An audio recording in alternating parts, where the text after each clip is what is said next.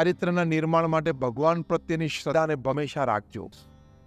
ભગવાન પ્રત્યેની શ્રદ્ધા હશે તમને અંતરમાં એકવાર તો ખોટું થતા વિચાર તો આવશે કે આ ઊંટું તો કરું જ. ને યાદ રાખજો, કર્મનો સિદ્ધાંત તો લાગુ પડશે જ. આજે નહીં તો કાલે, કાલે નહીં તો પરમ દિવસે નહીં તો 5 વર્ષે, 25 વર્ષે પણ ખોટું કર્યું હશે ને એનું ચૂકવણું તો કરવું જ પડે. એ પૃથ્વી પરનો સિદ્ધાંત છે. The world is round. It has no corner. So it doesn't have the place to keep your wrongs. Right or wrong?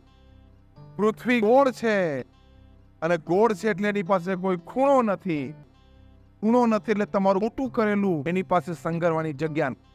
તમે છાશ હલાવો એટલે છાશની અંદરનું રહેલું માખણ દેખાતું નથી પણ તરીને ઉપર આવી જાય છે ને.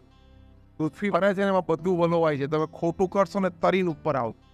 પ્રભુ સ્વામી મહારાજ બહુ દેશી ગામઠી ભાષામાં, દેશી અને ગામઠી ભાષામાં આ વાત સમજાવ. ગામડામાં તમે કુવામાં નાવા જાઓ ને કુવાની અંદર કૂદકો મારો, નીચે જઈને તમે સંડાસ કરો તો તમે બહાર આવો પહેલા તમારું પોર ઉપર પ્રકાશી જાય નીચે જેણે કર્યું છે.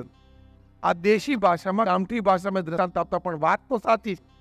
તમે અંધારામાં, ખાનગીમાં કોઈ ન જોવે એમ પણ કંઈક ઊંટું કામ કર્યું હશે ને એ આજે નહીં તો 10 વર્ષે પણ અને 25 વર્ષે પણ બહાર આવશે.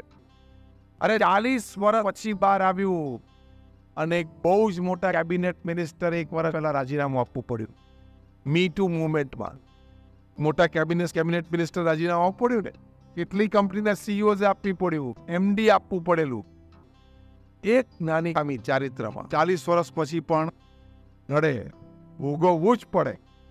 બહુ જ ધ્યાન રાખજો. 2 કામ ઓછા થાય તો ચાલશે, 2 સંબંધો સમાજમાં ઓછા બંધાય તો ચાલશે, 2 સંસ્થાઓ સાથે ઓછા જોડાયેલા છીએ તો ચાલશે, પણ ચારિત્રમાં ખાસ ધ્યાન રાખો. Because if character is gone, everything is gone. એ ભગવાનમાં શ્રદ્ધા હશે, ભક્તિ હશે, તમારું ચારિત્ર ખૂબ દ્રઢ કરશે. એનો પાવર આવશે કે તમે સીધા હાઈ ટેન્શન લાઈન સાથે તમારું કનેક્શન શરૂ થઈ. ભગવાનના નામરણથી, ભગવાનના દર્શનથી, સંત સમાગમથી, શાસ્ત્રોના વાંચનથી આ ચારિત્રની દ્રઢતા થાય છે. ધર્મ, જ્ઞાન, વૈરાગ્ય, ભક્તિ એની દ્રઢતા થાય છે. એ પ્રેક્ટિકલી પણ આપણને સમાજમાં અનુભવાય છે, કથિત પણ છે અને મહાપુરુષોના જીવનમાં પણ આપણને દેખાય છે. પ્રમુખ સ્વામી મહારાજને ભગવાન પ્રત્યેની એવી અતૂટ શ્રદ્ધા હતી. દુનિયાના 60 દેશોમાં 18,000 ગામડાઓમાં ફર્યા, લાખો લોકોને મળ્યા, 80 વર્ષનું 8 દાયકાનું જાહેર જીવન જીવ્યા પણ નિષ્કલંક રહ્યા. ભગવાન પ્રત્યે શ્રદ્ધા. એ શ્રદ્ધા એટલે શું?